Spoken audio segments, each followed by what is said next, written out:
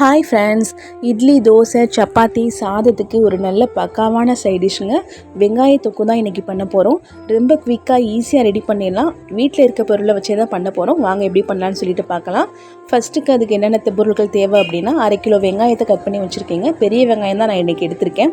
ஒரு 10 போல் காஞ்ச மிளகா, தேவையான அளவு உப்பு, கொஞ்சம் சீரகம், கடுகு, ஒரு சின்ன லெமன் சைஸ் அளவுக்கு புளி எடுத்து வச்சுக்கோங்க. தேவையான அளவு எண்ணெய் எடுத்துக்கோங்க. நல்லெண்ணெய் சேர்த்துக்கிட்டிங்கன்னா இதோட டேஸ்ட்டு ரொம்ப நல்லாயிருக்கும். கொஞ்சம் வெந்தயம், கருவேப்பிலை, இதுதாங்க இதுக்கு தேவையான பொருட்கள். இப்போ ஒரு வாணலி வச்சுக்கோங்க. இதில் ஒரு ட்ராப் போல் கொஞ்சமாக எண்ணெய் சேர்த்துக்கோங்க. இப்போ நம்ம எடுத்து வச்சுருக்க வரமிளகாயை நல்லா வறுத்து எடுத்துக்கலாம். வரமிளகாய் கருகிடக்கூடாதுங்க.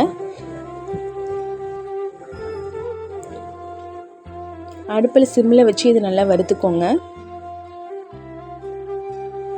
இந்த மாதிரி வறுத்து இதை வேறொரு பிளேட்டில் மாற்றி எடுத்து வச்சுக்கலாம்.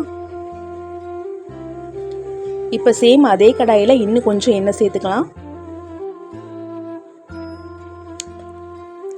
இப்போ நம்ம வெட்டி வச்சிருக்க வெங்காயத்தை இதில் சேர்த்துக்கலாம்.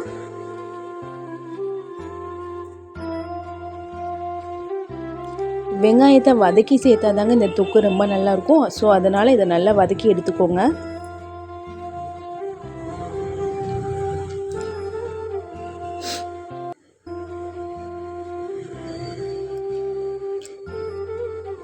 வெங்காயம் நல்லா வதங்கி வரணும். அது வரைக்கும் நல்லா வதக்கிக்கலாம். இந்த மாதிரி வதங்கினதுக்கப்புறம் இது கூடவே நம்ம எடுத்து வச்சுருக்க புளி சேர்த்துக்கலாம்.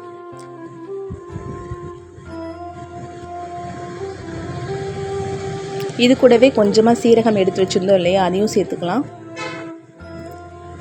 புளி சீரகத்தை சேர்த்து 2 நிமிஷம் நல்லா வெங்காயத்து கூடயே நல்லா வதக்கிக்கோங்க.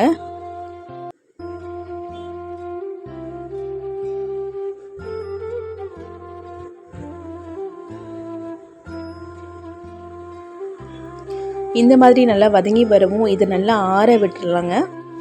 அடுப்பை ஆஃப் பண்ணிவிட்டு நல்லா ஆறிட்டு ஒரு 5 நிமிஷம். இது நல்லா ஆறினதுக்கப்புறம் இதை ஒரு மிக்சர் ஜாரில் சேர்த்து நம்ம அரைக்க போகிறோம். நம்ம வதக்கி வச்ச வெங்காயத்தை மிக்சர் ஜாரில் சேர்த்துக்கோங்க. ஆறினதுக்கப்புறம் அரைக்கணுங்க, சூடாக அரைச்சிடக்கூடாது.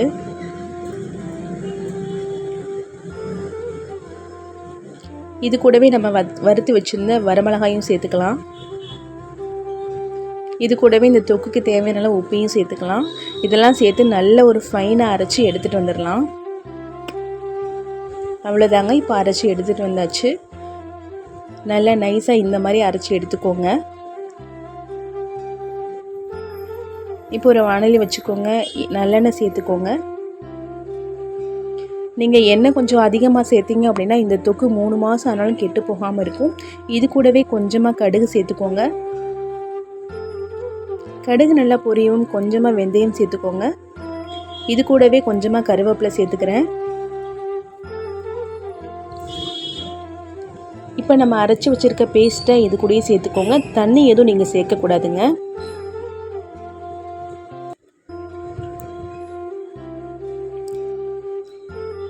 இந்த மாதிரி நல்லா மிக்ஸ் பண்ணி விட்டுக்கோங்க. இது ஒரு 5 நிமிஷம் பச்சை வாசனை போகிற வரைக்கும் நல்லா வதக்கிக்கலாம்.